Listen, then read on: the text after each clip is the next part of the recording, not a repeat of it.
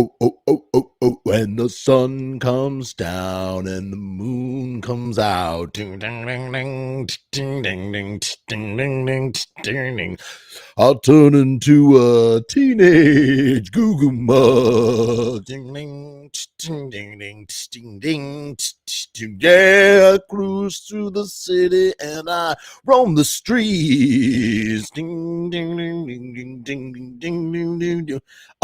Looking for something that is nice to eat. Ding, ding, ding, ding, ding, ding, ding, ding, ding, ding, ding. You better duck, ding, ding, ding, ding, when I show up. A goo-goo mug. Wow, wow, wow. Hey, what's going on? Welcome to tonight's show. How was everybody's Christmas? I mean, that's kind of a superficial question to ask because this is actually the third show of the week since Christmas. That's right. We have been recording every day. And I'm hoping that we can do that all the way through New Year's. We will see what happens, but right off the bat, let's not mess around because we know, I don't know if Rue Morgue is here, but we know that Rue Morgue would want one thing to happen immediately, and that is to do the theme song. So let's just play that real quick. This one's for you, This one's for you, Rue Morgue. Merry Christmas. Jeff is gonna talk about the Misfits right now. He's a nerd about this stuff, obsessed anyhow. Jeff never shuts his face, always needs to talk. Might be some weight if he went out for a walk. Do you think that he cares? He doesn't care. He's not into ranch.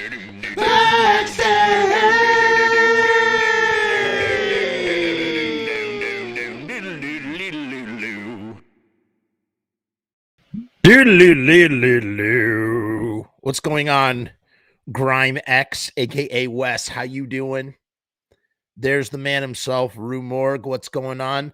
Oh, we got Hot Tub Rob, aka B-Mac, in the house. Hope you had a nice holiday as well, sir.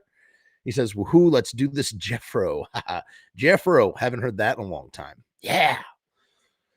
So, little housekeeping. We got so much stuff cooking. A lot of stuff cooking. I mean, just pots and pots of dishes cooking in the Frumis kitchen. Who knows what's going to come next being served up. But yeah, the New Year is going to bring some changes with it. All for the good, I think. All for the good. Refocusing efforts on certain things and other things and yada, yada, yada. I do want to illustrate. I just got off the phone with a friend, a constituent today. Oh, okay. Wes is tuning in from Austin, Texas. That's very apropos for tonight's episode, actually. I got off the phone with a friend today, mysterious person in discussion for plans for a very, very, very special episode of the streaming Evilive show here on the Frumis channel. It's going to be a first for the show, for sure. Oh, whoa, we got Oni in the house, man. Haven't seen Oni in a long time, man. Oni64. That's a throwback name. Good to see you, guy. Yeah, we have a very special episode planned. Let's just say you guys will all know who he is, who the surprise guest will be, and we're just planning a really special show. I'm really excited for the show. It's going to be fantastic. It is in February. It's going to be on a Tuesday, not a Wednesday. It's going to be on a Tuesday. Keep your eyes peeled for the show. Don't have the exact information in front of me. Actually, I kind of do. But it's going to be in February. Like I said, let's take a look. Tell you exactly when it's going to be. Actually, it is going to be on bum bum bum bum bum bum bum bum bum bum bum bum bum bum bum. When is the show going to be? Bum, bum, bum, bum. Can't read this right now. I cannot see the date. How am I supposed to promote this of late? It's going to be like sometime in early February. Let's just put it that way. So keep your eyes peeled for that. I gotta keep your eyes peeled every day, right? What else can I tell you about? Tomorrow night, we are going to be diving into Nightmare Alley. If you like film noir, you are going to love tomorrow night's show because we're tackling modern film noir via Guillermo del Toro. It's going to be great. Having my friend Nate from the Genre Blast Film Festival and possibly another guest as well. Also have reviews for The Matrix, Ghostbusters, and Spider-Man Nowhere Home. Those are all up on the channel. Check those out. Beatles Get Back. Lots of reviews coming out. Keep your eyes peeled. We are going to be reading The Return of the Living Dead novelization. I don't know in what format, in what way, shape, or form that's going to be happening, but that's going to be coming up soon. So make sure you're ready and aware for that. What else can I tell you about? I'm trying to think of anything off the top of my head. Got more Patreon videos coming for the Patreons. You know about the Patreon. We are powered by riotstickers.com, as you can see right down here in the little corner right there.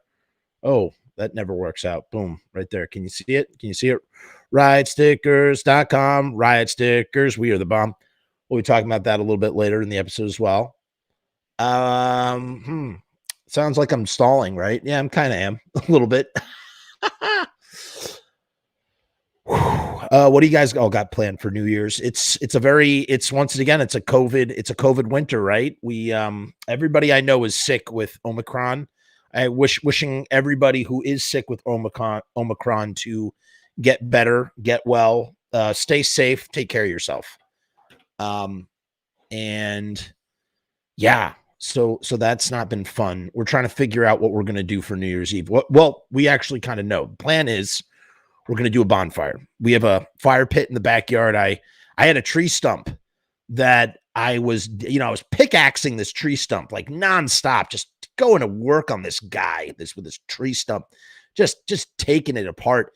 And I'm just going to my head like, I'm getting blisters on my fingers, like Ringo Starr at the end of the 17-minute version of Helter Skelter for the White Album sessions in the year 1968.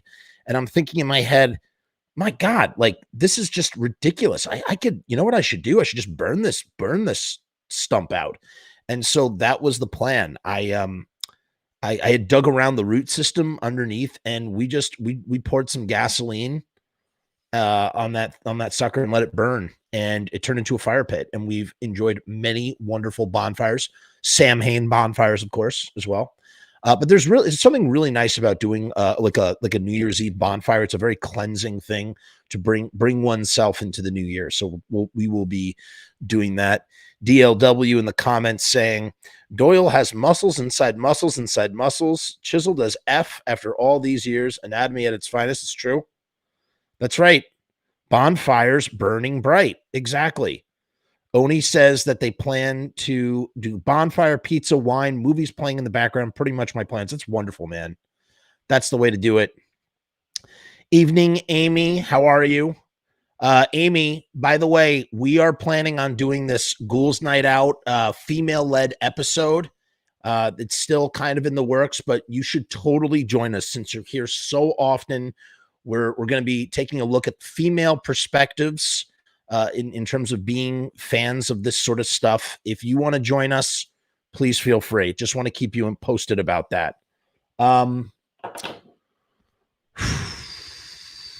What else can I tell you?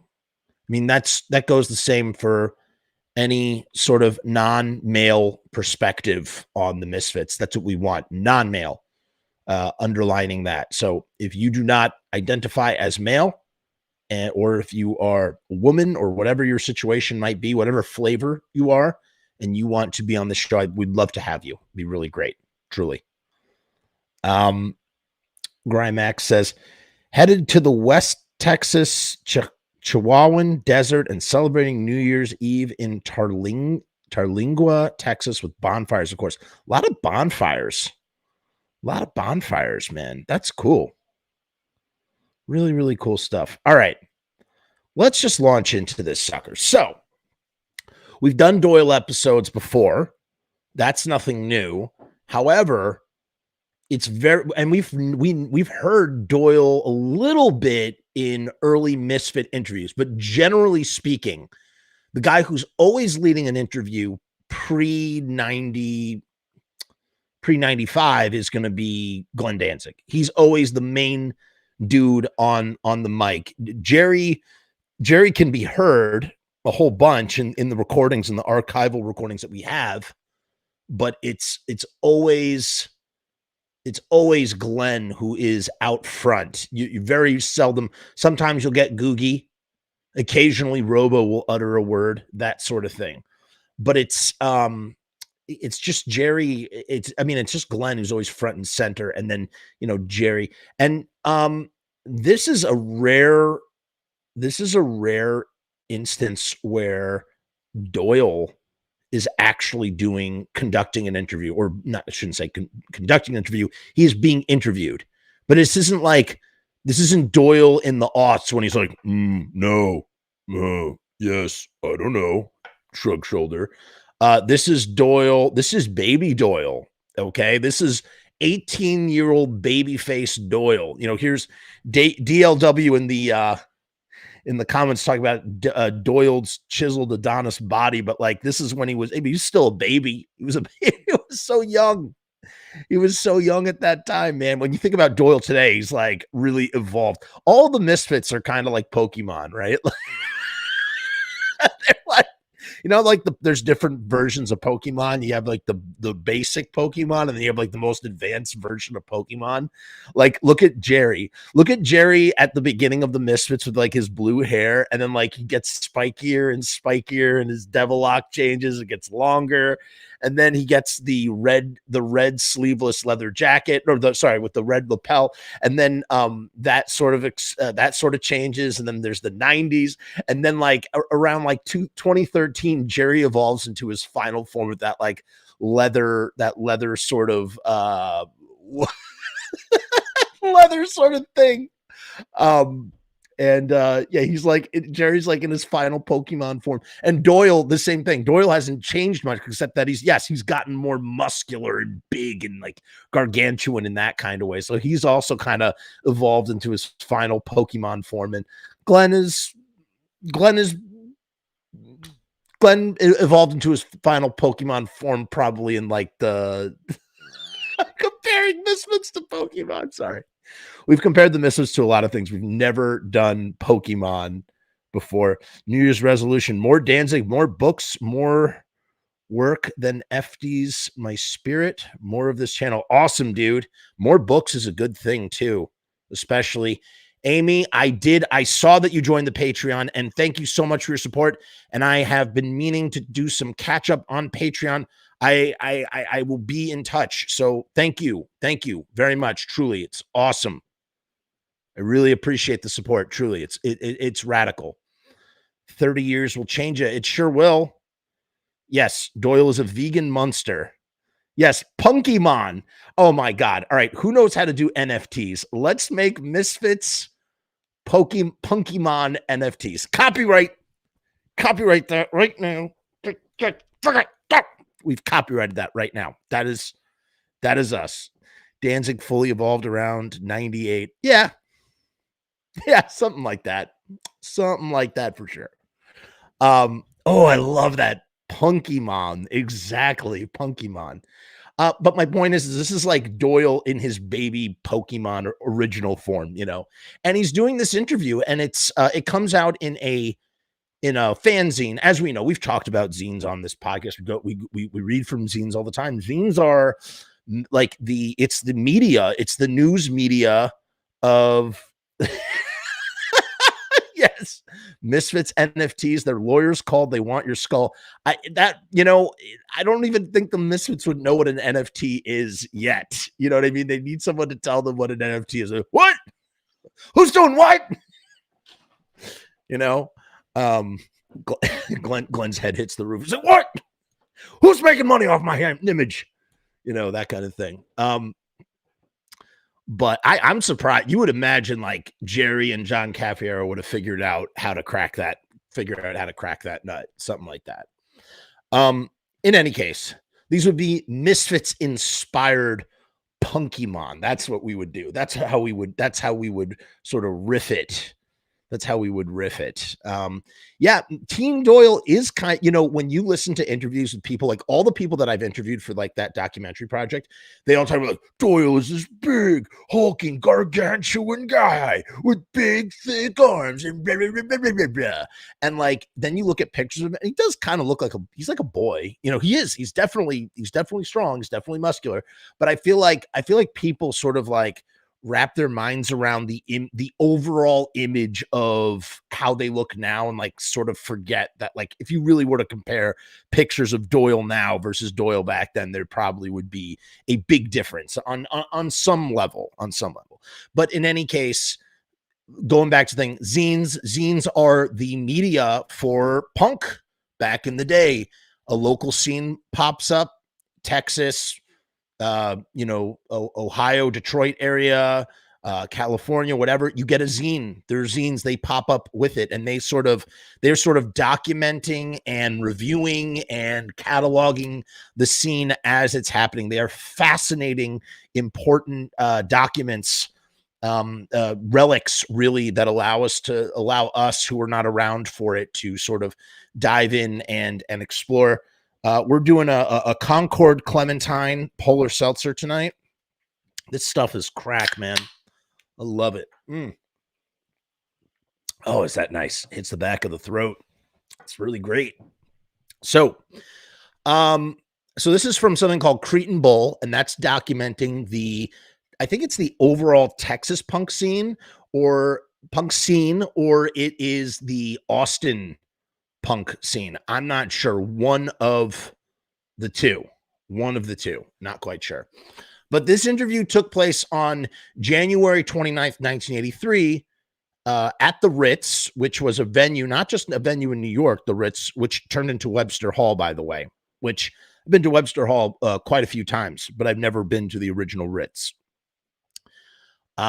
This is the Austin version of the Ritz. And this interview took place, I guess, after the show, and it featured photos by Bill Dales. We're diving back in via Misfit Central because I could not find an original copy of the zine online. I looked into it, and I could not find it. So we're going to read from Cretin Bull. Thanks to Mark Kennedy. We tip our hat to Mark once again, many times before. Thank you, Mark.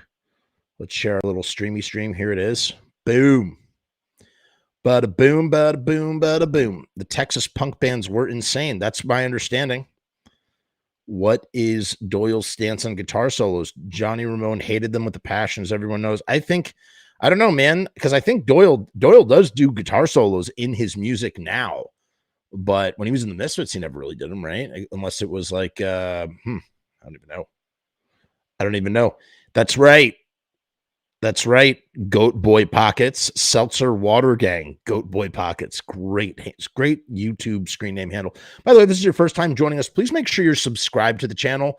Leave a like on this video or leave a comment down below. Super duper important that you do those things, people.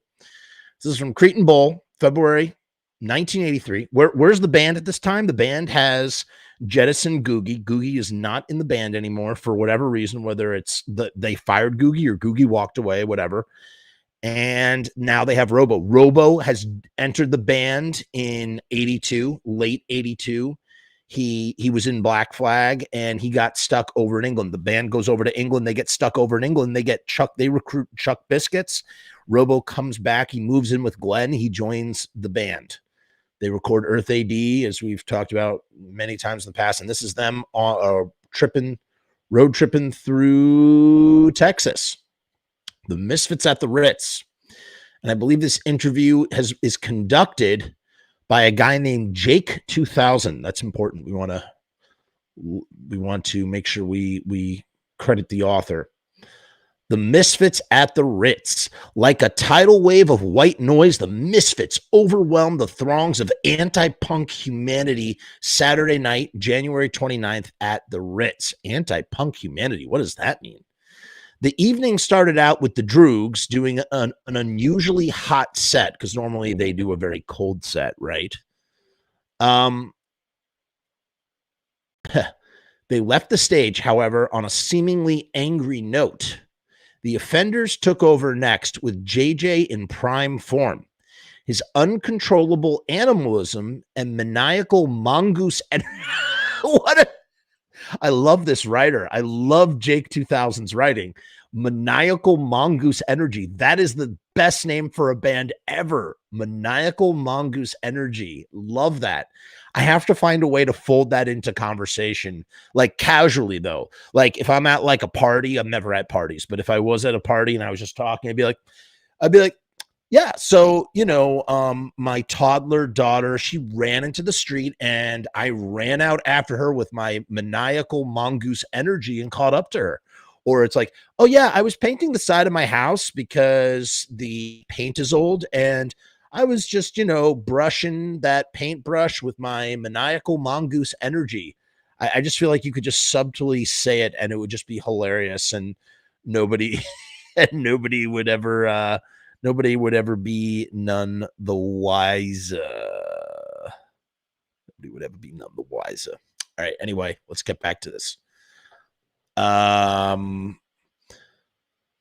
Les Big Boys did their big boy stuff next, but this time the hall was packed literally to the rafters. So the crowd got really jumpy when the brass section made their first appearance in months. I didn't know that. So they have a brass section. Is that like literal? Or is that sort of like I don't know. I don't know what that means. And then after all that, the Affirmation Misfits came on. So even back then in 1983, unless this writer is just trying to be, funky, let's look up what the word affirmation means. Because we say it all the time, but what does it actually mean? Affirmation. Oh, I lost it. Let's look it up again. It means denoting a thing or person previously mentioned. The songs from the Affirmationed album, denoting a so the writer is not using the word affirmationed correctly, which is what I suspected. But because I didn't want to make an assumption that I knew the exact textbook definition off the top of my head, I wanted to look it up first. So the author is not using the word affirmationed right in the context of the Misfits. He's basically saying the previously mentioned Misfits. After all that, he's trying to use it as an adjective to for something like great, like some sort of great adjective. But instead he's saying nothing more than previously mentioned. It's like when someone, what it's like? It's kind of like when someone uses the word prolific wrong. It's a very easy thing to do. And it's something I was guilty of when I was younger. Prolific simply means a great amount of output. That's it. That's all it means. Paul McCartney, he's prolific. He's great and he's prolific because he's put out a ton of. You could theoretically say that the Misfits were very prolific in the 7 years that they existed because they put out a lot of material. Doesn't matter whether the material is good or bad. We know it's good, obviously, but because they put out 54 songs in 7 years, studio recorded songs in 7 years, that's prolific. So some people think of prolific as like epic. It's not. Epic is not the right way to describe prolific. And I feel like this guy is doing the same thing with Affirmation. The Affirmation Misfits came on and took over. Robo, ex-Black Flagger, pounded away with Robo, ex-Black I can't talk. Robo, ex-Black Flagger, pounded away with Roman Centurion. Like, sorry, this is so funny. Is it like pathetic that like I derive so much humor and laughter and happiness from reading old interviews from a band on the internet to random people I don't know on the internet? It's really funny. It's really, really funny. Ready? So forget about the maniacal mongoose energy for a second, because he says that Robo, the ex-Black Flagger, Pounded away with Roman centurion peacock pride. Pounded away with Roman centurion peacock pride. Yo, bro, Roman centurion peacock pride. Let's use that one in a sentence now. Ready? I walked into that 7-Eleven and I got myself a Slurpee and I paid with a $5 bill using my Roman centurion peacock pride. No, that's not good. I walked into the bar and I saw a beautiful woman sitting by herself having a drink. And I slid right up to her and gazed into her eyes with my Roman centurion peacock pride.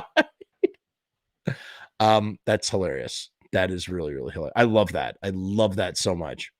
Pounded away with Roman centurion peacock pride. The only brothers, Doyle and Jerry. So he thinks, so the interviewer, and I mean, this makes sense. You can't fault the interviewer for this. The interviewer thinks that the last name of Doyle and Jerry is only, and that Doyle goes by the name Doyle only. Okay, that's going to come up in a little bit. The only brothers, Doyle and Jerry, which is a cool name actually. The only brothers, Thunder, Doyle only, and Jerry only. Kind of works, man. Could have called himself Doyle only. Thundered away at their guitars, churning out the horror rock stuff that they're so proud of. I love this writer, even though he uses the word affirmation wrong. And I'm really not trying to break his balls for it. Like, it's just, it's whatever. It doesn't matter. But I just love the way he writes. At first, the terrible rhythms and anti-melodies, he loves using that word anti-humanity, anti-melodies were totally indiscernible from one perpetual blast of droning thunder, which is a wonderful way to describe a live Misfit show, right? Like, that's what it's all about. You hear them start playing and you're not even sure what song is playing. I've heard that many times from people in my interviews talk like that, do that kind of thing. So yeah, there's that. But later, as the ear became used to the onslaught of musical TNT, I love this writing. Let's take that again. It's so great. At first, the terrible rhythms and anti-melodies were totally indiscernible from one perpetual blast of droning thunder. But later, as the ear became used to the onslaught of musical TNT, everything fell into place, making for an excellent show, which is true. As you're listening to the songs and, they're destroying your eardrums, and then you kind of start to make sense of what song is being played. But like for that first little bit, you're not sure. If you've ever scrubbed audio on any live Misfit show for, whatever you're looking at, you would absolutely see that. You'd absolutely relate to what he's saying.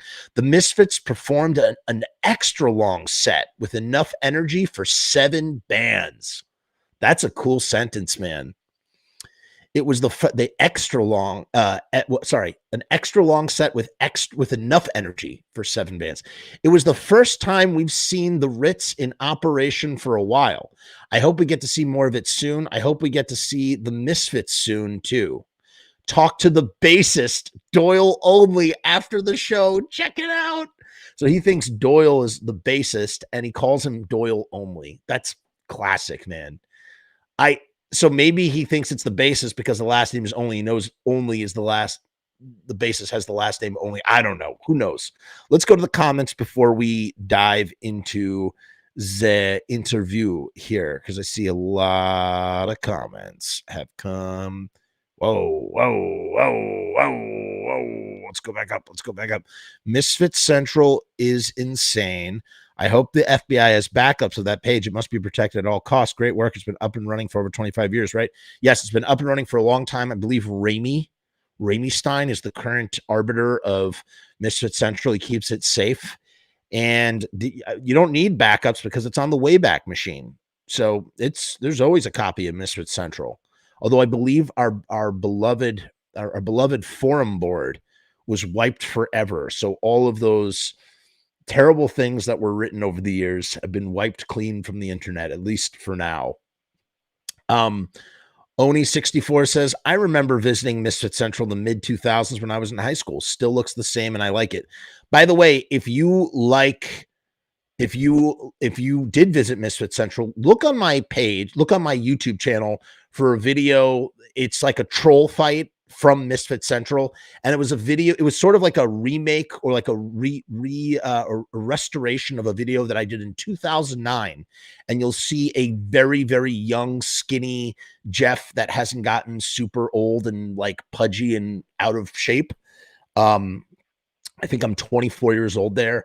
And my friend and I, we did this like sketch that's taken from a real conversation that was had on Misfit Central. We sort of reenacted it, like these two, it's a 25-year-old guy and a 15-year-old kid having an argument about Jerry Only and Diane DiPiazza, and who was the original. And I'll tell you something, 25 points to the person who figures out who the 25-year-old is. He is somebody that he's a colorful character. Let's put it that way. I was surprised nobody picked up on that. If you watch the outtakes afterwards, he kind of gives himself away who he is. But yeah, that was a hilarious conversation. It was so funny when I was reading it on Misfit Central that I actually was like, I want to make a sketch out of this. And that's exactly what I did, just for my own amusement. And then it sort of rotted away for many, many years. I was like, you know what? I'm going to put it back up on the channel. So that's what is on the channel, with a lengthy introduction to what it is from me. So check that out. Maniacal Mongoose energy drink. Make it happen now. Okay, I will get on it. Maniacal Mongoose energy, giving you loads of energy with 15 grams of protein. The Offenders were great. Played with them several times. Drummer Patrick Doyle's the only surviving member. R.I.P. fellas. Grime, what was the name of your band, and when were you guys active, and what were you on? You were in the, I guess you were in the Texas punk scene or something. Explain yourself, please. Want to know more. Thank you for sharing too. The guitar solos from We Are 138 and Some Kind of Hate. Yeah, those are literally the only ones. And kind of a little, you can almost in I Turned Into a Martian, there's like a little sort of middle eight solo thingy kind of going on there. But yeah, 4 seconds and 6 seconds respectively. Kind of crazy. Hey, who needs guitar solos when you got a voice like Glenn Danzig's, right? What's going on, Droid? Droid's here. Big boys used horns in Hollywood swinging. Okay, there you go. That's the explanation. Walter White from New Zealand is in. How you doing, Walter? Hope you are well. Thanks for joining us. Affirmation, I know. It's pretty funny. No, he mentioned the Misfits previously in the article. Oh, did he? So then I'm being the giant jerk off here. Where did he? I don't think so. No, he did. He most certainly did not. Except that the title of the article is Misfits at the Ritz. But apart from that, he does not mention the Misfits until he says Affirmation Misfits. So I guess you're right. If you include the title, then he did mention the Misfits in when he says previously mentioned Misfits. What's up, Bob Powell? Welcome to the show. Robbie Bloodshed in the house. Are they considered the only brothers presently, or the Von Frankenstein bros? I don't know, man. I don't know. It could go either way. Doyle Only sounds like a character from an Old West movie. Yeah, I buy it. Also, affirmation is different from an affirmation. Oh, yeah. An affirmation is like it's like a compliment, right? And then affirmation, which is the second one, the latter that you have in this sentence is the one that they used. And that's the one that means previously referenced or whatever. Doyle Only and Jerry Wolfgang Von Frankenstein. In an alternate universe, that is what happened. Oh, my dad is calling me. Hold on 1 second. Let's see. What's he upset about? Hey, Dad. All right, listen, I'm live. I'm live on the internet right now. I'm actually in the middle of a show. So as soon as I'm done with that, I will help you with your Acorn account. Okay, bye.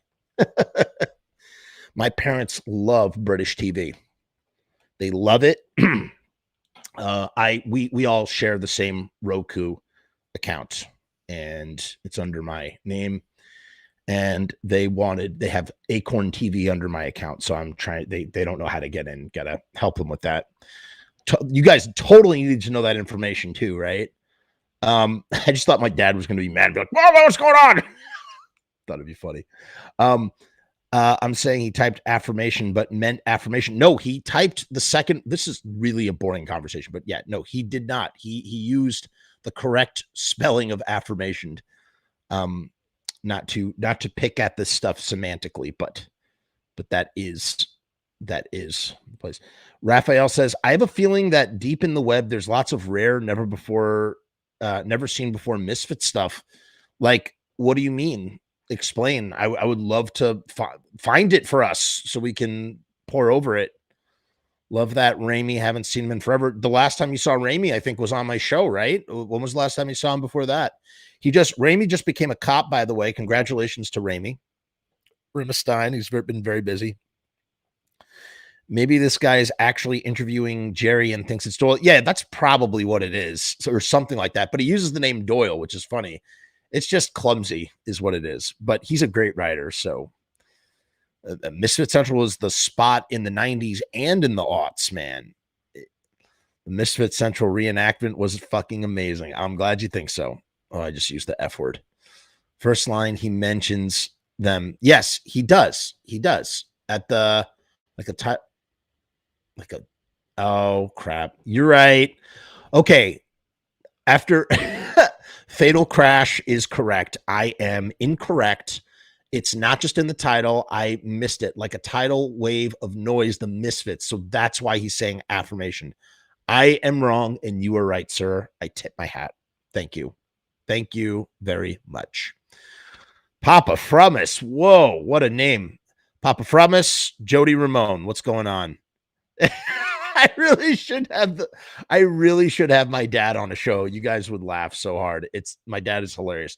My dad, you know what my dad is kind of like? My dad is kind of like, imagine he's like the neurotic Jewish version of Rip Torn.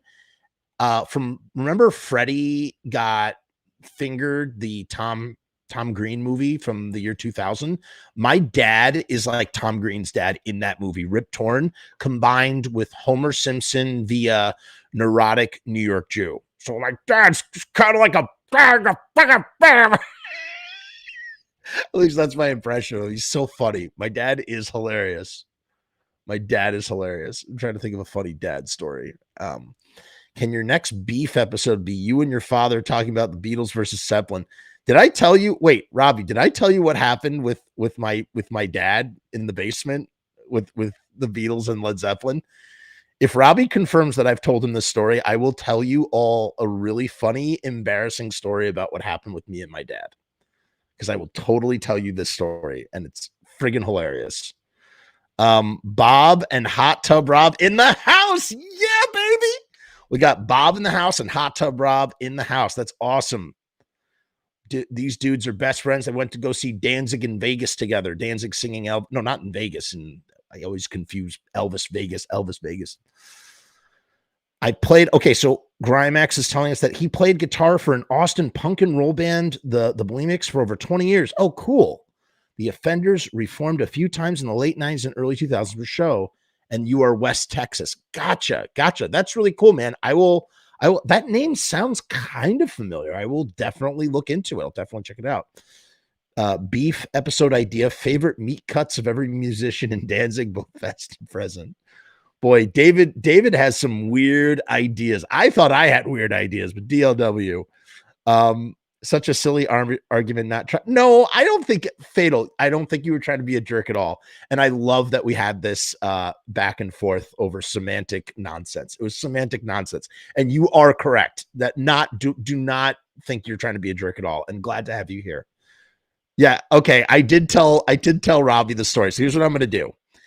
We're going to go to our sponsor. And then when we get back from our sponsor, I'm going to tell you a very embarrassing, funny story about me and my dad. And then we will launch into the interview. Okay. The photographer at the Ritz show was Bill Daniel. If you Google his name, the Misfits and the Ritz, you can find pics of the show. And you know what? I'm such a fool.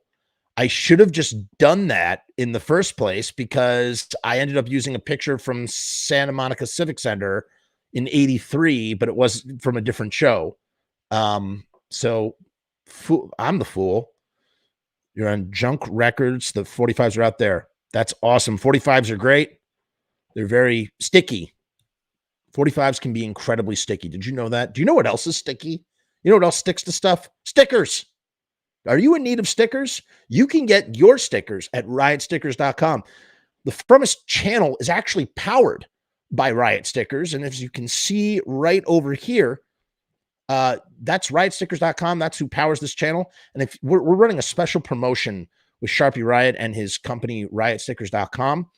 If you have a band, if you have some sort of artistic project that needs stickers for sticker promotion, we have a nice deal that's running. Take a look at the scrolling tape down below for $29.50, which is 50% off of $59. Normally, this is $59. You can get 50 3x3-inch stickers, vinyl stickers at riotstickers.com. It's 50% off.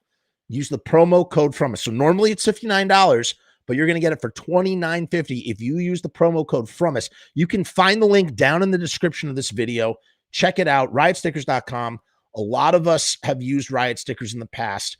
You cannot beat the wonderful, personable DIY ethic of Riot Stickers. They are independent entrepreneurs putting out a wonderful service for all sorts of independent bands. Let's play the video.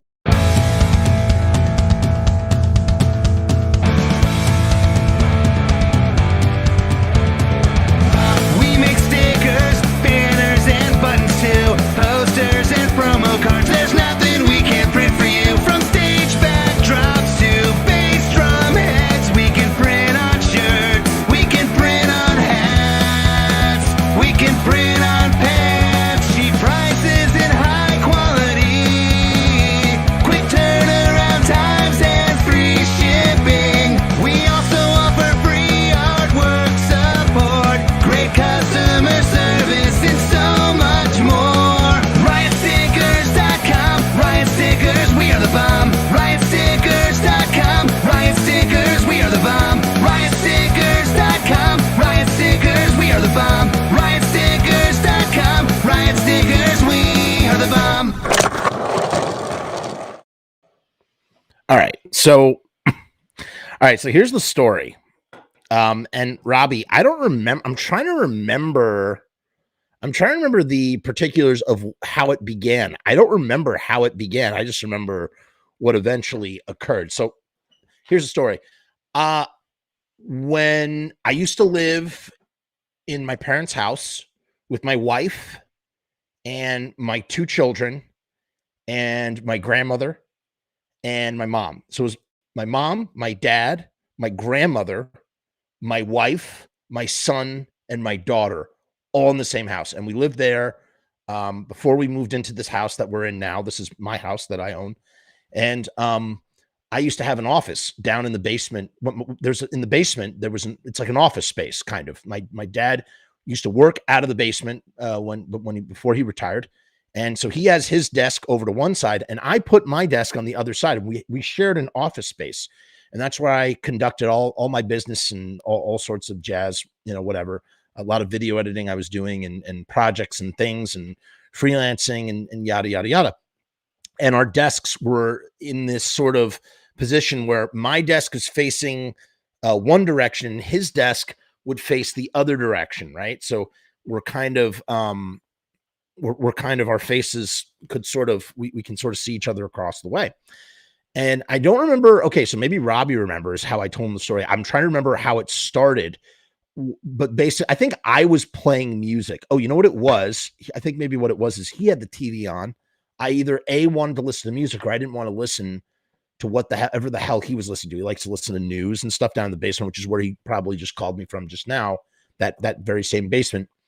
In any case, I started listening to one of my favorite albums, Blood Visions by Jay Artard, if you know who I'm talking about. I'm listening to Blood Visions. And my father, he turns to me and he goes, "You better turn that off, because if you don't turn it off," he starts making the TV louder, I think maybe. And I turned my album louder. And then to sort of try and beat me at my own game, he turns off the TV or mutes the TV, and he turns on Led Zeppelin. And so he starts playing Led Zeppelin. My dad is in his 60s. He's like, what? I don't know. I'm 33 at the time, and that would make my dad 66, maybe. So my dad is 66. I'm 33, and we're basically taking turns cranking up our speakers to see who can drown out the other person. And I'm blasting Blood Visions as loud as I can, and he is blasting Led Zeppelin as loud as he can. And I'm not sure. I think maybe my mom or my wife came downstairs like, what the fuck are you guys doing? And like, it was just like, it was a feat of strength. It was an endurance trial to see who could outlast and outdrown the other person. And I don't remember who acquiesced either. But that is the story that Robbie is actually referring to. So I wasn't listening to the Beatles. I was listening to that guy Jay and his album Blood Visions. So that is the story. Yes, Droid, Blood Visions, one of my all-time favorite records. Top to bottom. It is 29 minutes of perfection, and my dad did not like listening to it. So there you go.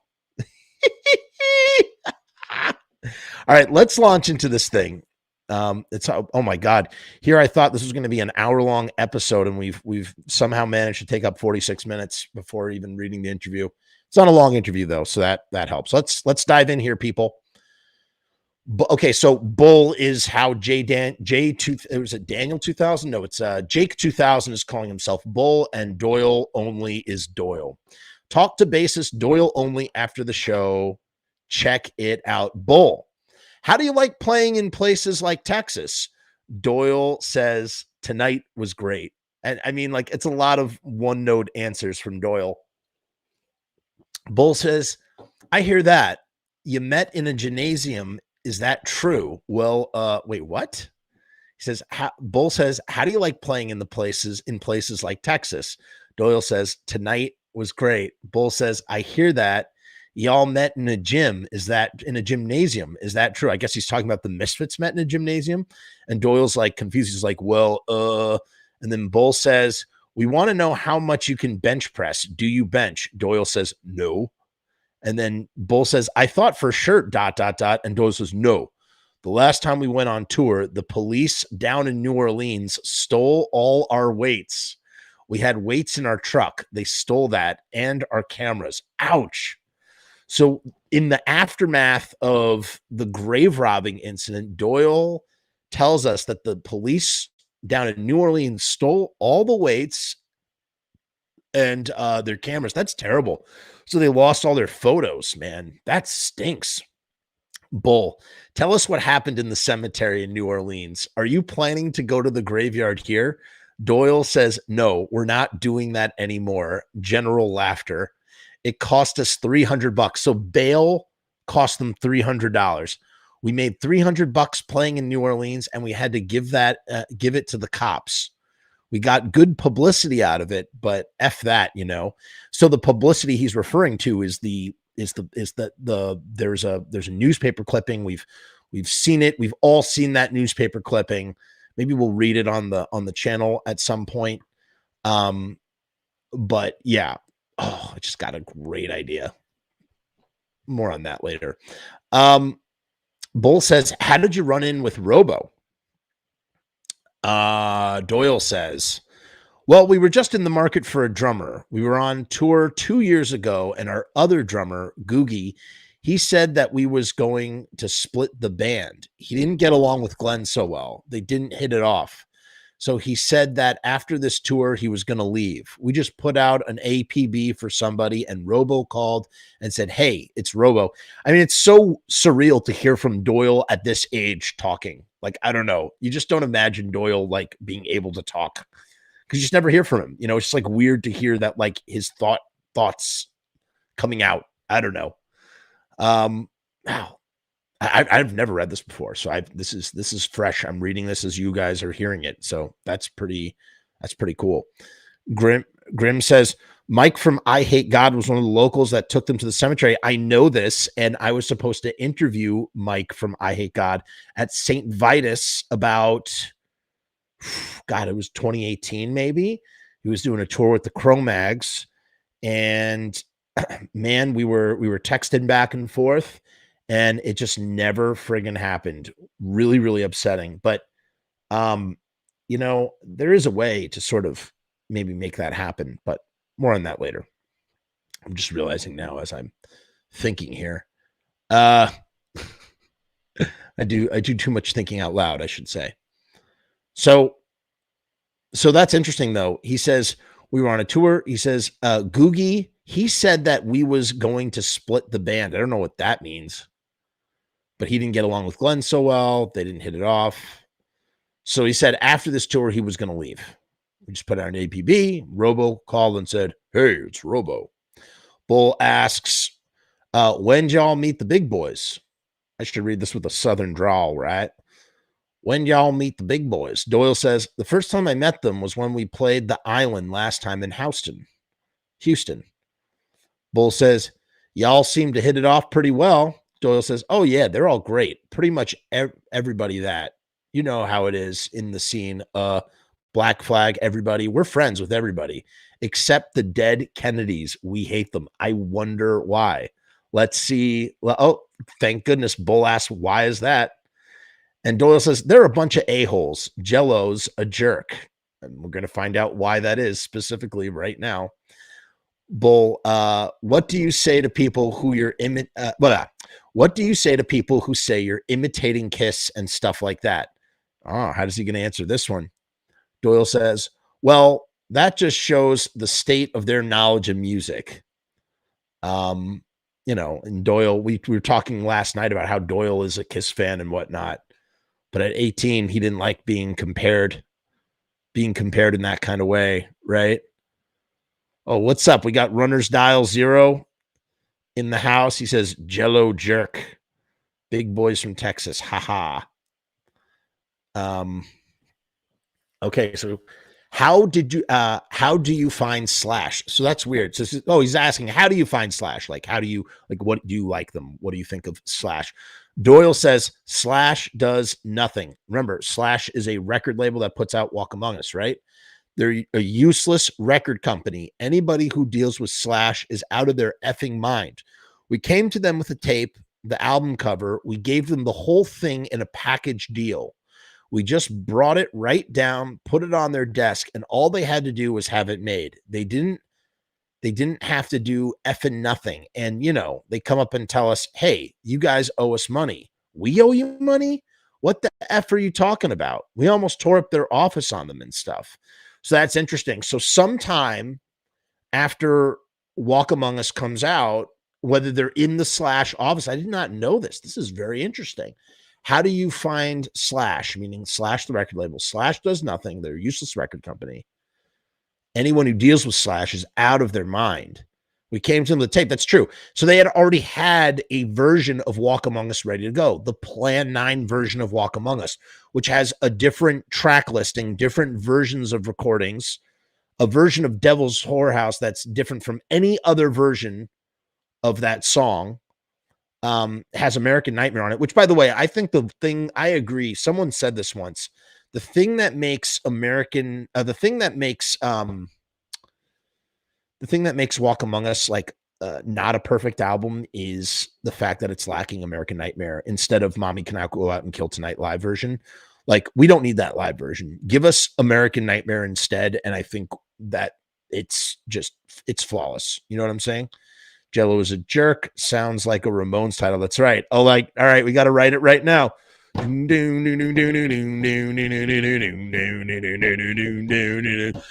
is a jerk and he knows the work.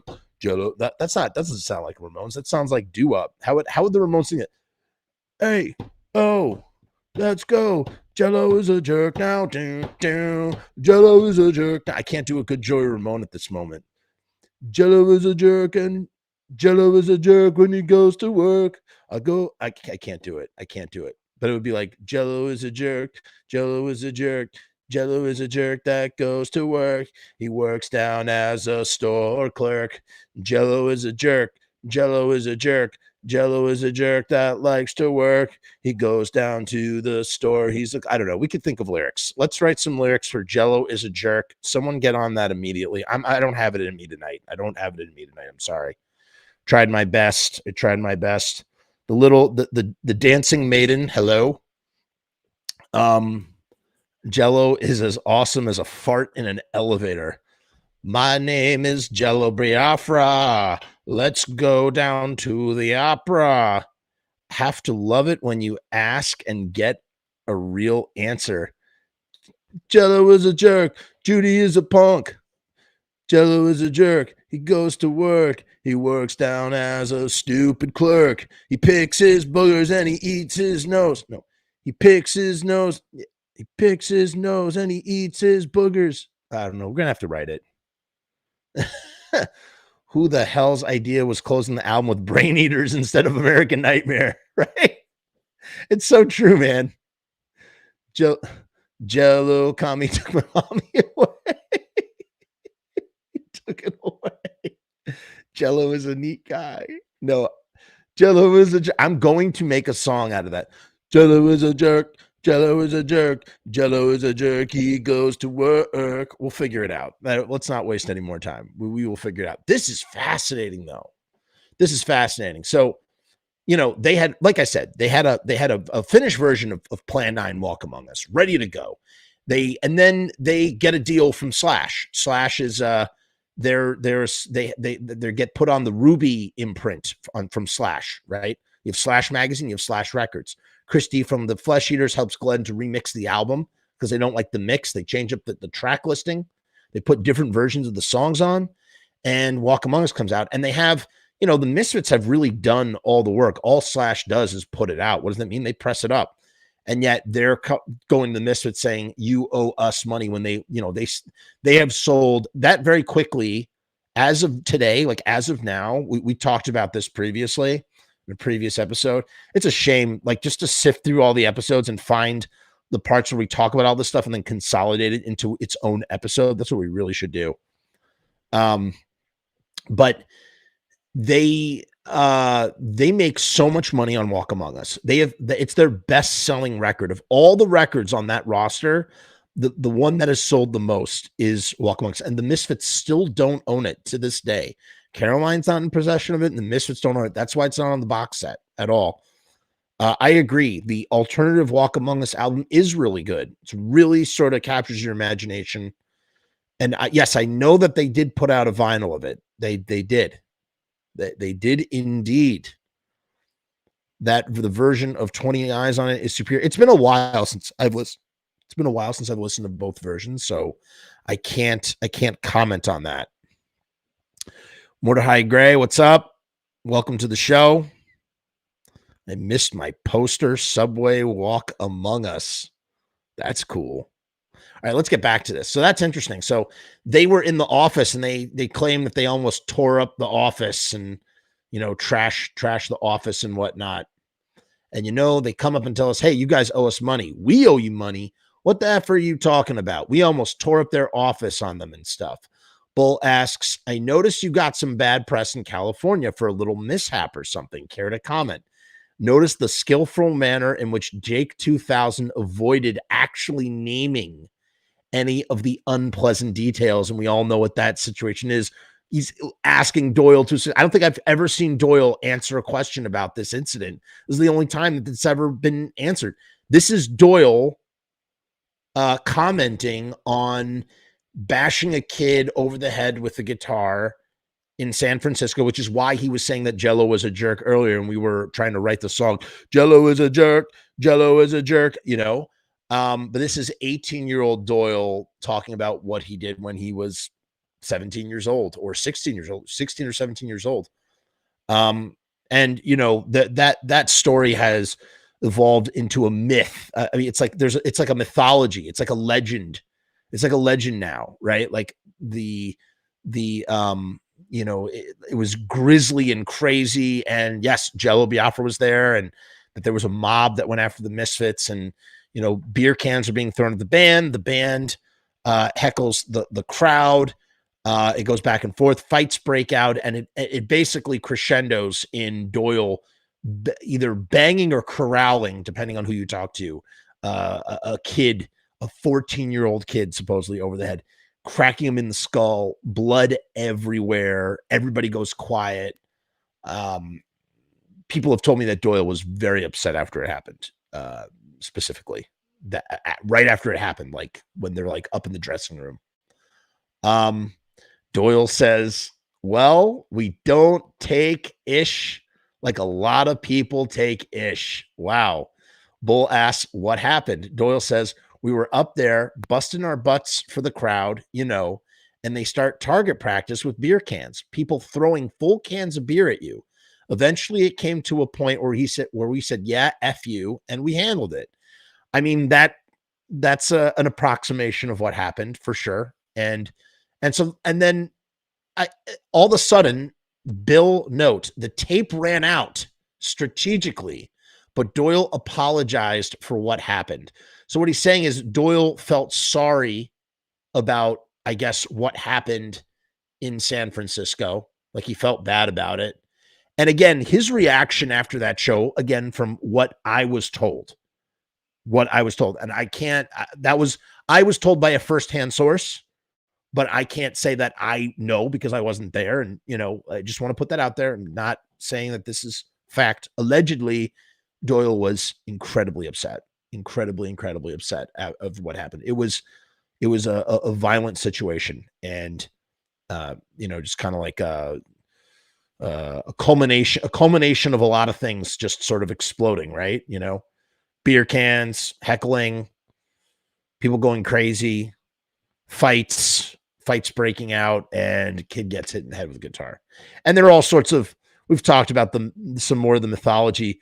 The kid, he survived, but some people say, oh, the kid never walked again. Oh, the kid, like all these different, like sort of like rumors pop up. But like one of them is that like the kid pulled a giant splinter out of his head of wood from the guitar, like 3 years later, like out of his, it was just like he just realized something was like itching him and he like pulled it out or something, which is absolutely ridiculous and not true, I'm sure. But just, again, this is where the mythology comes from. Oh, did you hear that band? They were grave robbers. Oh, did you hear that band? Their guitarist killed a kid with a guitar. Just larger than life stuff. We're not done though. We're not done. There's a little bit more to this here. There seems to be another review of the show by someone named The Sister. Let's just go to the comments real quick before we read that. Mordecai says, I hope everyone's doing well. We hope you're doing well. What's up? We got Paul Seacrest. Haven't seen this dude in a long time. Hey, Daddy-O, Jello. Hey, Daddy-O, Jello don't want to go to the frisk. Oh, shit. Do we have it? Hey, Daddy-O, don't want to go to the Frisco Misfit show. Do do do do do do do do do do do. Hey, Daddy-O, oh, don't want to go to the Frisco Misfit show. Okay, this is really hard to pronounce. Ready? Hey, Daddy-O, I don't want to go to the Frisco Misfit show. Down in the bass. Hey, Daddy-O, Jello don't want to go. It's a lot of syllables. Hey, Daddy-O, Jello don't want to go to the Frisco Misfit show. It's something like that, right? Does that kind of work? Yeah, we know that one. 20 guys in my bed. That's old, dude. 20 guys in my bed. 20 guys in my bed. They're all the same. Yeah, right. When you're seeing 22. That's a lot of dudes. That's a lot of dudes to take care of. It's not easy. They should have wrecked the office / screwed them good, and basically continues 4 decades later. It's true, man. It's true. Jello was at Gigi, which was much worse show to Jello was at Gigi, which was a much worse show to be at. He's a puff. I don't know what that means. What is a puff? I don't know. I don't understand what you're saying. Doyle El Kabonged, that MF Alex Wolfman story. Is that what Alex said once? That's hilarious. Very rude. Very rude, Joan. What are you talking about? Wait, why is that? What's rude about that? Is something bad here? I'm not understanding. Why would you want to throw a can of beer at a wall? I don't know. I don't know. I always just assumed the interview was with Jerry and they just effed up and said it was Doyle that was interviewed. No, I think this was Doyle. 100% this was Doyle. It does say bassist Doyle only. Oh, so meaning that it doesn't sound like Jerry talking at all. It absolutely sounds like Doyle talking. That's not, if this was Jerry talking, he would have talked a mile a minute. 1 billion%. Yes, in my bed. 20 guys. Have you never heard that before? It's like that's such like a thing. 20 guys in my bed. 20 guys in my bed. There, I don't know where it goes from there, but needless to say, who the singer is a very busy person that night. 20 guys. 20 guys, not easy. Jello used Fat Mike as a shield when Gigi started chucking poop. It's on camera on YouTube. What? Joan has anti homosexual vibes, is what we're saying. Okay, I did not know. Something that he said was not kosher. Well, we don't appreciate that, Joan.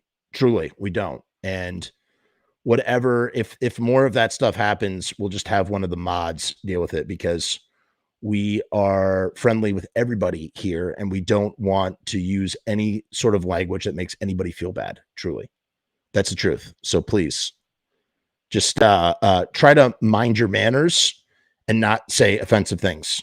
Truly. Paul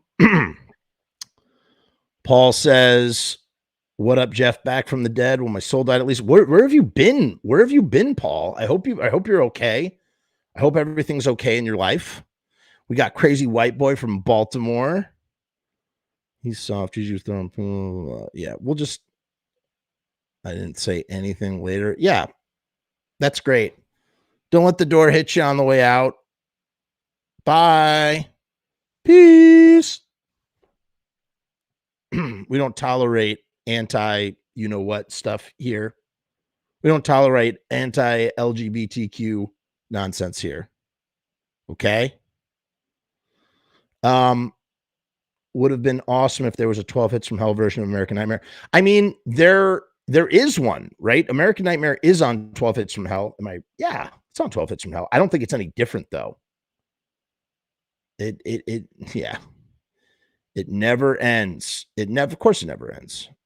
Just family problems. I'm sorry to hear that, Paul, and I hope that they all sort themselves out, whatever they may be. And it's very nice to have you in the chat. We welcome you here, and happy holidays to you and your family. So,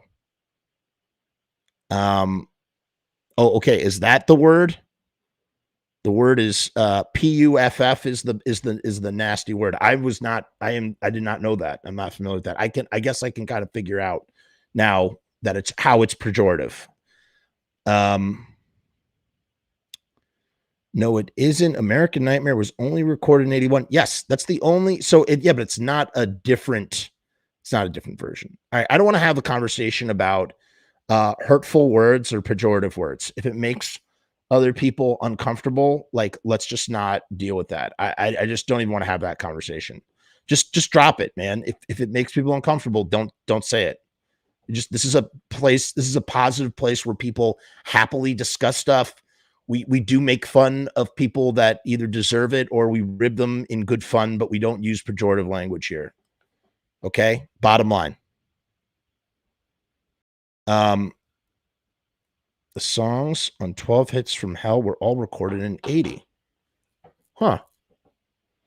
I did not realize that. All right, let's get back into this. So The Misfits have managed to assemble. So this is the review by the sister, who was also a part of this fanzine. The Misfits have managed to assemble almost everything I dislike or avoid. Their shells are huge and muscular, the result of much He-Man efforts.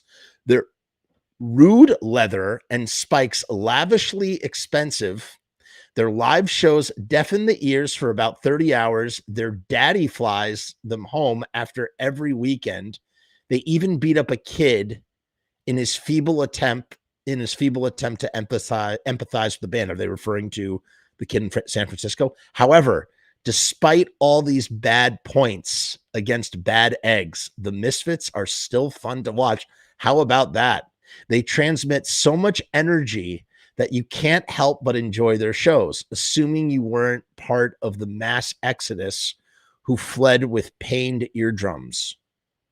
This is no horror rock as everyone claims it to be. This is just loud, fast metal played with subtle, danceable rhythms. I think what they really mean to say is this is pop music. Well, not at that time.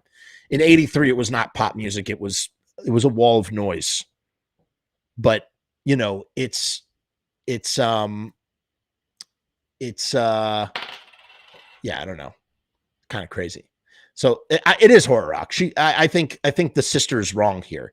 It is horror rock. It's not fast metal, but it's just, you know, I mean, you have a lot of, you have a lot of, you know, melodic qualities to the music. It's pop, as we just said, but it's good metal nonetheless. That's a wrong word for someone who doesn't, I think, understand fully.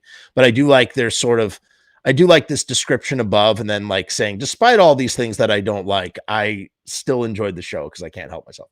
But what they do conceal beneath their devilish appearance is the fact that they're really nice guys with regular jobs during the week who probably wouldn't ghoulishly essay you on your first date. We're not going to say that word out loud. Assuming you would ever date a misfit. This image I am extrapolating from Doyle, the bass player, who was eager to talk, friendly, articulate, a good egg. Oh, maybe I'm wrong here. Maybe that doesn't sound like Doyle at all. Eager to talk, friendly, and articulate. Doyle's like, no, that all sounds like Jerry. I still don't think this was Jerry. Jerry doesn't talk like this. No, the last time we went on tour, the police down in our own store or ways. So I don't know. Maybe this isn't Doyle. Maybe this is Jerry only. No, I don't think so. I think Jerry would have been a lot more talkative. And if we're wrong, then we're wrong. Then we are wrong. Who knows? Who knows?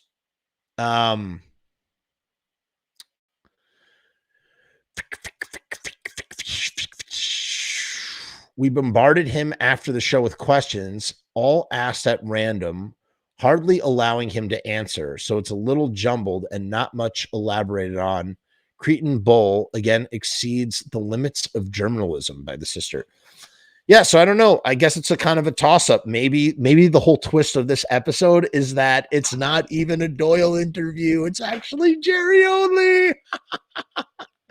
Surprise! It's Uncle Jerry. I did it for the kids. It's for the kids.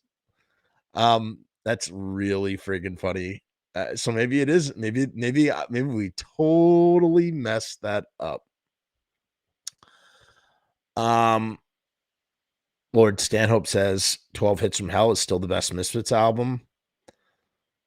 11. Is there a Misfits like a Misfit? There's a lot of Misfits Christmas parody like albums out there. Is there one 11 Hits from Heaven? That would be really, really, really funny. I think there's somebody did like all the Misfit songs. They covered all the Misfit songs, but like with love instead of hate, you know, that kind of thing. I don't know. I was kind of wondering that too. I did notice you guys both have Stanhope in your name. It is interesting. Is that for real a cover album? Because I could have sworn there was something about like love, or that there was a lot of like positive sort of stuff. Like, you know how like the Beatles have an album called Love? There's also a Beatles album called Hate, and it's like a fan bootleg sort of thing. It's kind of great. Man, I gotta check that out. Do I have a wrench yet? I don't know. Speaking of riotstickers.com, we got riotstickers.com in the house. We already did our sponsorship. Hope you had a great Christmas there, Sharpie Riot. You never, ever know. So everybody is thinking that it's Jerry now. 11 hits from heaven. I picture Jerry baptizing Glenn on the cover. Of course, man. Of course. It can't be Jerry. Not a single mention of the kids, right? I know every other sentence would be, we just do it for the kids. What we do is we go out, we play our music, we do our music, and we give it 110%. And if we're not doing it 110%, we're not going to do it at all. We asked Glenn to come back in the band. He didn't want to do it, so we soldiered on. See, what you got to do is you got to have a great product. And once you have a great product, then you can go out and you can do the shows.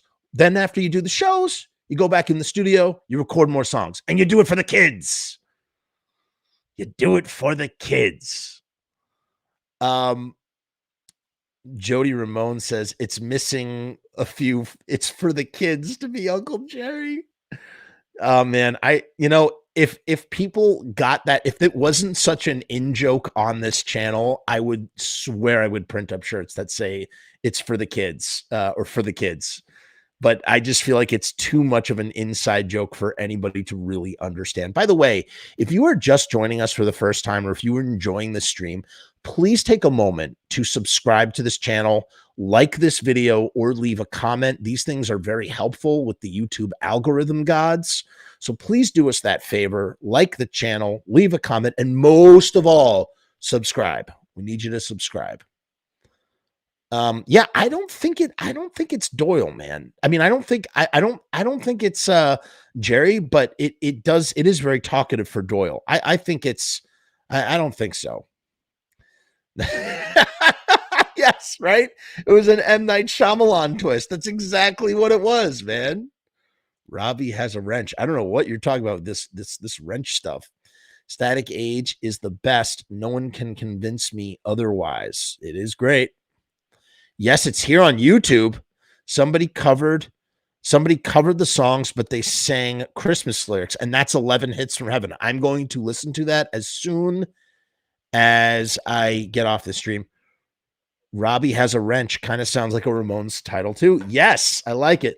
How would that go? Robbie has a wrench. Robbie has a wrench. What to do? What to do? Robbie has a wrench. Robbie has a wrench. What are we gonna do? What are we gonna do? Robbie has a wrench. Robbie has a wrench. Mixing some stew. Mixing some stew. Robbie has a wrench. Robbie has a wrench. What we gonna do? What we gonna do? We need more lyrics. We need more. I'm not percolating any lyrics. Oh, the moderator wrench. That's what you're referring. Yes. I've instilled several people who are here on a regular basis. I've turned them into moderators because sometimes we get unsavory people or unsavory comments or nasty comments. And so we can just have one of the mods take care of it. So yes, that is what the wrench, that's what the wrench thing is all about. Robbie has a wrench. Robbie has a wrench. What we gonna do? What we gonna do? Robbie has a wrench. Robbie has a wrench. Let's mix some stew. I got to tell you, I think Paul Seacrest came up with the best Jello is a jerk lyrics, though. I got to go back up and find it. It was really, that was substantial. It was, what up, Jeff? Back from the, oh God, where was it? Oh, we got to find that. Okay, first and foremost, let's find that footage real quick. Okay, this is over. We've done that. We're wrapping up the show here. But before we do, let's see if we can find Gigi Allin. What is it? It's Gigi Allin used Fat Mike as a shield. That's amazing. Okay. Jello, Afra, Gigi Allin. Let's see what this pulls up. Jello Biafra, Gigi Allin. Let's see if anything comes up. Here it is. This is at This is at a gig backstage in San Francisco. I don't know if it's going to show the fecalation. The fecalation. Let's see if the fecalation happens here. Hold on. Gotta give me 1 second while I set this up. Jello has a wrench. Robbie has a wrench. What we gonna do? Robbie has a wrench. Going to the zoo. Robbie has a wrench. What we gonna do? Robbie has a wrench. He's going to the zoo. Robbie have a wrench. Robbie have a wrench. Robbie have a wrench. Hey, here it is. Here it is. I love this so much. Hey, Daddy-o. Jello don't want to go to the Misfits. Make the Misfits. I'm losing my mind here tonight. I'm losing. Hold on, I'm screenshotting this so I can remember it. This is. I'm just gonna screenshot. Okay, now let's play this. Let's check this out. I did not know about this. Oh, now we can start. Look who's finally showed up. Eric, everybody's coming out of nowhere, man. Fecal instead of myrtlation in hate breeders, you just replace that with the word fecalation. You braid the fecalation right in your head. Hold on 1 second. All right. Is there any music in this clip? I'm going to share it. Hopefully this doesn't mess up. Where is it? Come on. It's my computer Dora just slowing the hell down. There it is. There she is. Okay, so this is from the Church of Rock. Thank you, Church of Rock. The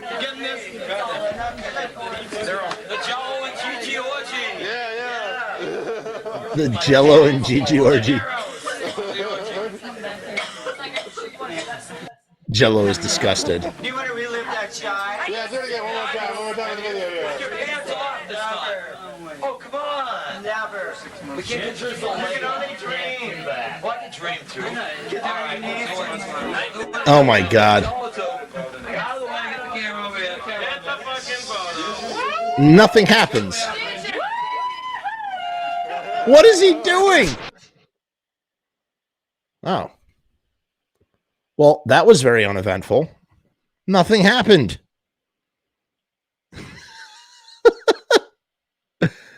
Runner's diet. How often do I think about my poop? I think about my poop quite often. This is an advertisement for Zoo Poo. I thought Jello was PC. How could he be cool with Gigi? I don't know, man. I don't know. Yeah, Gigi is not really my cup of tea. I'm not a big Gigi guy at all. I do like the Jabbers material. That first album, Always Was, Is, and Shall Be, when Gigi Allin is legitimately trying to be a singer, is actually has some really catchy tunes. It kind of sounds like it's very rudimentary with a lot of guitar frills. There's actually some catchy songs in there, but everything that's come after that, every single thing, Bite It, You Scum, all that stuff, garbage for me, except for one track. There's an acoustic track called Carmelita. Carmelita is a really good track, but other than that, yeah, not a Gigi guy at all. I saw an interview with Fat Mike. He said he stood behind Jello when the poo flew. Poo flew. Oh my God, there's been a lot of really great songwriting potential here in this episode. And I just can't think of any lyrics off the top of my head. Yeah, the Jabbers, the Jabbers are awesome. And I did not know that. Oh, so Carmelita is a cover. No wonder I like it so much. Because I was like, it's a very deep song for someone like Gigi Allin to write. I'm glad Gigi is dead so I can listen to his music without actually supporting him. Oof. Yeah, he is very dead. That is true. Gigi and the Jabbers was a perfect pop punker rock and roll band. Everything else is not. Yeah, I'm telling you, you don't listen. I respect anybody who is not down with Gigi Allin. Like I said, I am not down with Gigi Allin myself. However, before he became the scum lord that he was, when he was legitimately trying to make like actual music. That album is a good album. Like, it can't be denied. Cherry Love Affair, Automatic, Girls Are So Unbelievable. Boom, boom, boom, boom, boom. Boom,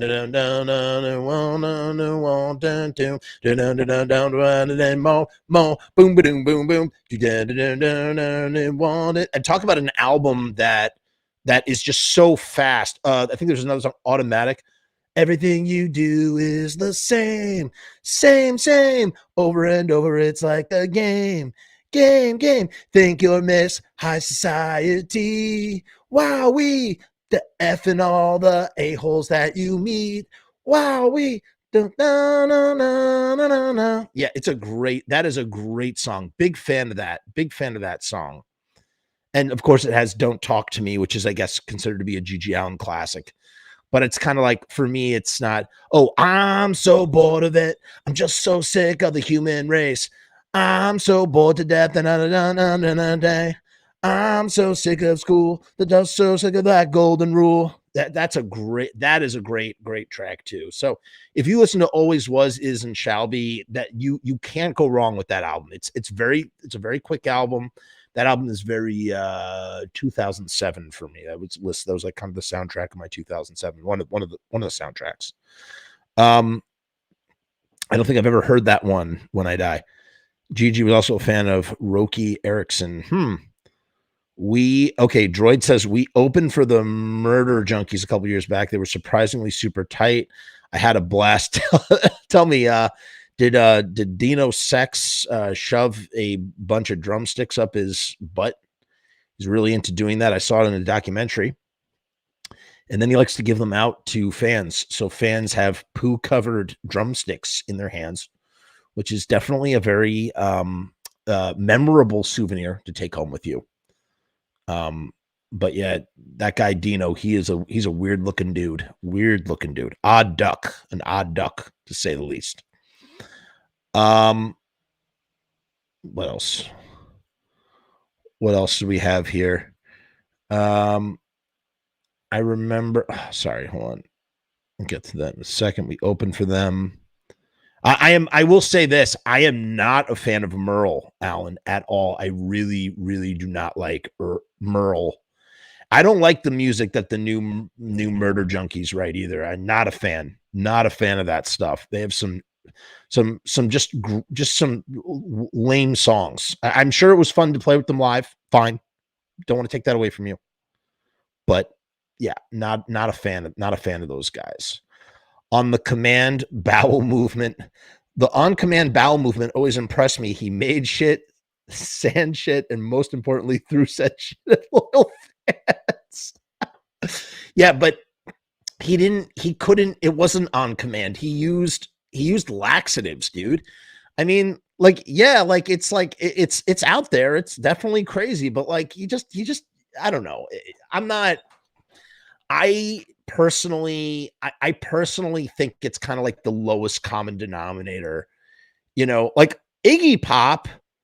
Everything that Iggy did, he did because he felt it in the moment. Like Iggy's standing, balancing himself on a table at Max's Kansas City, and just decides to slash his chest with a broken beer bottle, and does like a back flexes his back, and it causes the seam that he's created to like sort of open up and bleed, literally, and bleed. He bleeds everywhere, that kind of thing.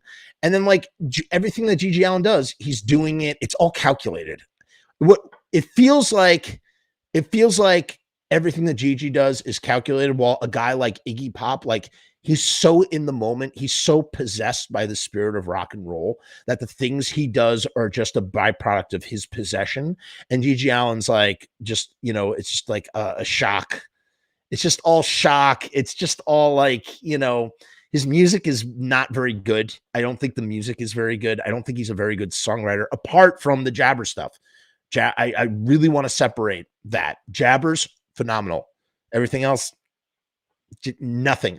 There's not a single song that I've ever appreciated of GG Allin after that album. So Alex asked me why don't you like GG Allin? I just answered that question, I think, pretty well.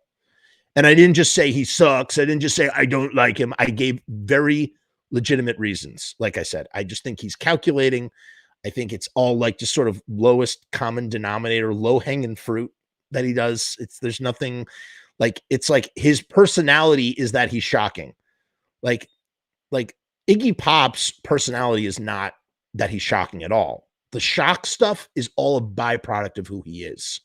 And that's the big difference. And that's why I think, and I think it's a ginormous difference at that. So I don't know. It's just me. That's just my 2 cents on it. You know, that's just my two cents on everything. Robbie says, Steve mentioned online that Gigi used to call Glenn's house to, oh, yes.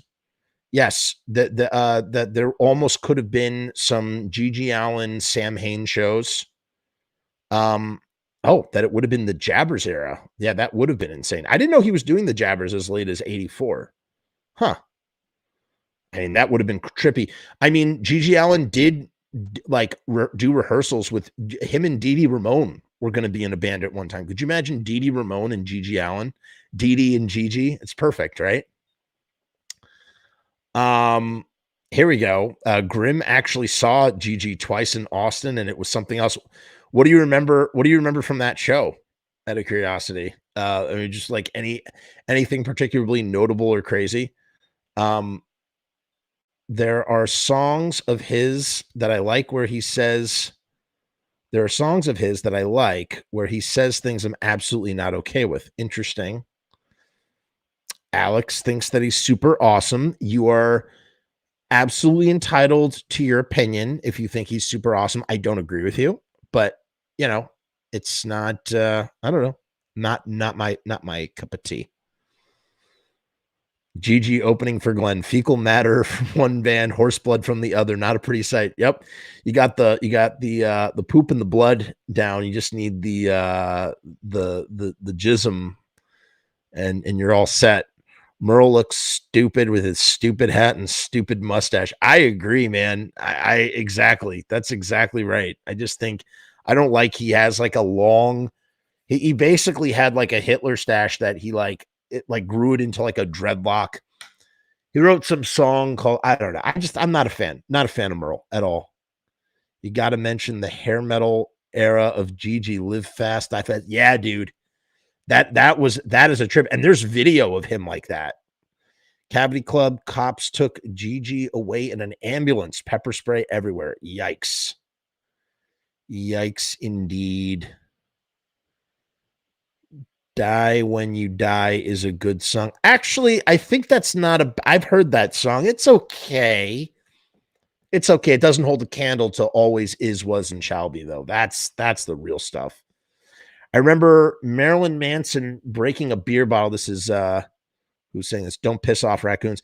I remember Marilyn Manson breaking a beer bottle on his chest while arguing with a fan. Like, imagine being so pissed at someone you're most likely never meet again and scarring your body.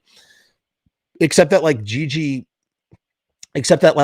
Pop would do that, but like he did it like it was all about like Iggy Pop would get possessed, dude. That dude gets possessed when he is on the stage.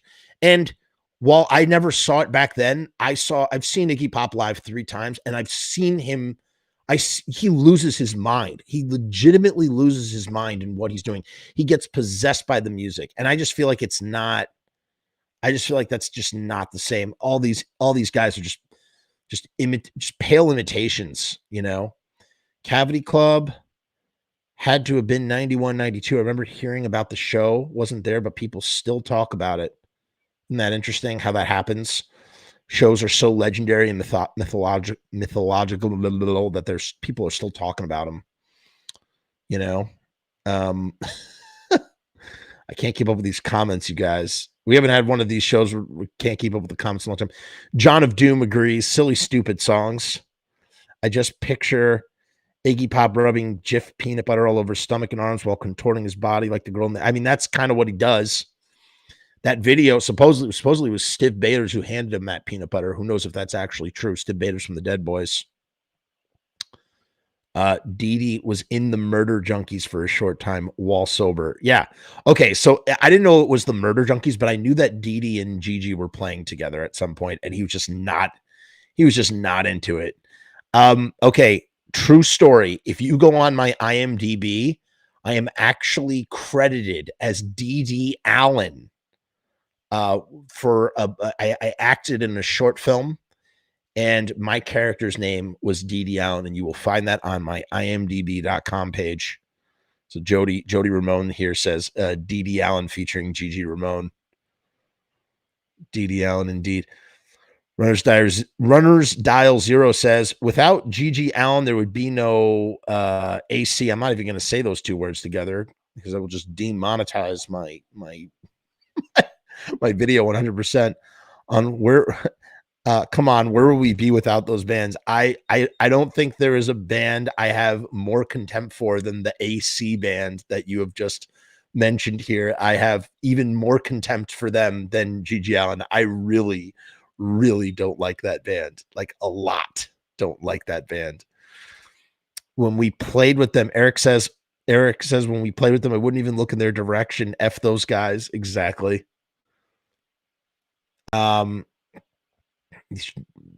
John says a buddy of mine still has Merle's amp in his apartment. Yeah, I'm not a fan of Merle.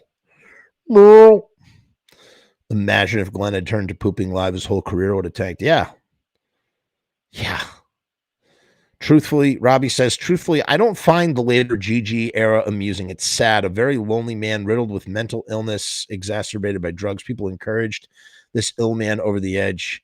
Yeah, and he was, he was not a very unstable human being. Marilyn Manson is the major label version of Gigi Allin. Gigi meets Alice Cooper. Now he's all that plus R. Kelly. Yep, sure is. And he's getting his just rewards as well. Encouraged by rewarding his self-destructive behavior. Great. If you haven't seen the Hated by what's his face, the guy who did the he did I think he did Old School and he did the Hangover films. He did a documentary about Gigi Allin called Hated. It was his first picture out of college. Check that out for sure. Dee Dee Allin is a tribute band fronted by a porn actress, Nadia White. I did not know that. Die When You Die is absolutely misanthropic, shocking, but holds some truth. Die when you die, when you're gonna die. The inescapable truth. Right. Todd Phillips. That's the name. That is the name. If you think AC is bad, what about the band?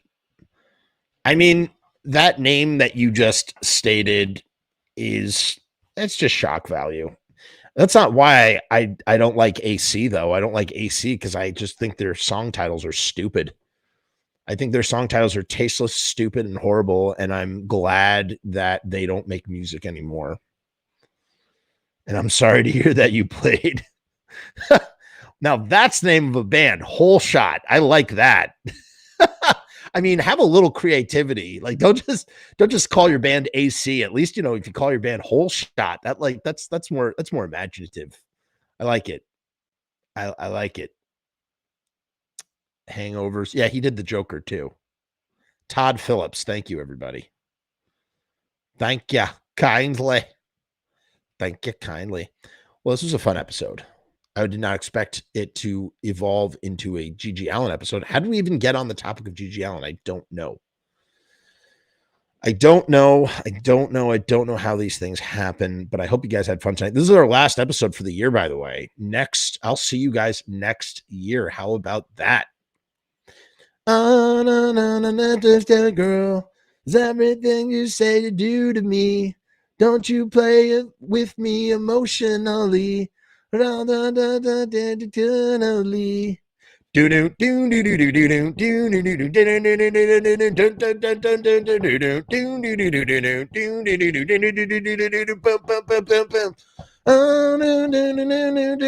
a good song, man. That's a good song. What's up, Zach Guest? He says, last time I saw Doyle, I got him to sign my original Misfits jersey poster that Glenn and Jerry signed. That's awesome, man. Congrats. Thank you. Happy New Year to you all. Happy New Year's, everybody. Thank you, everybody, for making this this has been a year of growth, truly. We've grown on the channel, and I hope that we do more things. We're going to do another Devil Lock pageant. Will be coming up for sure. Definitely going to have to do that. And just trying to think of fun, new, creative things we can do here on the channel. I really love the community that we have formed. It's a teeny tiny community, but it's a community nonetheless. And we all love get on here and we have a good chat live while we discuss various topics. And I've never had so much fun talking in my life. Truly, I never. If you had told me 2 years ago that this would be a thing, that like we would just be talking like this on the internet all the time, it's weird. It's weird. And it all started because of COVID. It all started because of,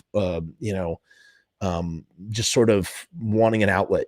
And it's just turned into this, I guess you could say it's been a very positive force in my life. This has been a very good outlet. So, trying to think of what else do I have to say? Is there anything else I have to say? I was just trying to, sum up the year superlatively.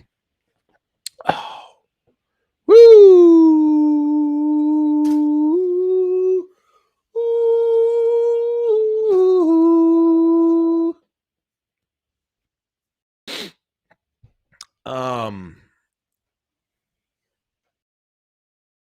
Anything else? What else do we have to say? Nothing? Anything? Yes, I do have eyeballs. It's funny. Someone was like, "Hey, why do you why do you you never wear sunglasses in the car, but you don't wear sunglasses in the car when it's like bright outside, but you wear sunglasses in your dark basement at night?" Weird thing. Yeah, I don't know.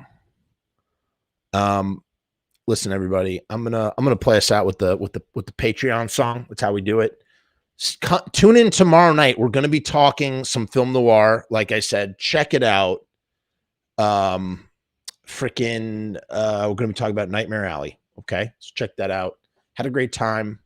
Wonderful, as we say here on the channel. Peace it's peace and hair grease. And do you guys know about the Patreon? I'm sure you do. So I talk about it nonstop. Don't forget, subscribe. Have you subscribed to the channel? You got to subscribe to the channel. It's very important. Subscribe to the channel. Bye. Hey guys, what's going on? It's Jeff. So I've decided to make a Patreon. What is Patreon? I don't know how to define a Patreon. Let me look it up. Patreon is a membership platform that makes it very easy for creators to get paid for the things that they're already creating. I want to do it full time. I want this to be my full-time job. In my efforts to make that happen, I've set up this platform. Is it going to work? Is it going to be successful? I don't know, but I would rather try and crash and burn than not try at all. The goal is to create enough passive revenue so that I can continue to do this full-time, uninterrupted. Why? Because I love to do this. I love creating content. I love making videos. I love shooting films. I love doing podcasts. In case you couldn't tell, I love to talk and I never shut the fuck up. So right now I've kept the Patreon incredibly simple. There's 2 tiers, and that may change in the future. The Murdergram is a simple way to extend support for all of the hours and hours of free content on the channel for nothing more than $1. 38 cents goes to Patreon. What's $1.38, eh? It's less than a cup of coffee, but it's a great way that you can show support for very little effort. When you divide that $1.38 by the hours and hours and hours of time spent listening to this endless drivel of content, the dollar cost average works out. Next up is the YouTube Casualty for $6.66. The YouTube Casualty is loaded to the gills. Enjoy the archive ad-free, as well as ad-free early access to special docu-style podcast videos, music reaction commentaries, and the like, a month before they drop on YouTube, loaded with ads, I might add. You're also going to get exclusive content and behind-the-scenes content that is not available on YouTube or anywhere else. So you get to peek behind the veil. And believe me, there's a couple of choice pieces. Most of all, more than anything, whether you join the Patreon or not, I just want to thank each and every one of you that comes to the channel, that watches all the shows, that leaves comments, that participates, that subscribes. That's really the most important thing. This is just trying to find a way to earn a living as an artist. And with that, thank you for my TED Talk. Join the Patreon because we need you! 66 cents.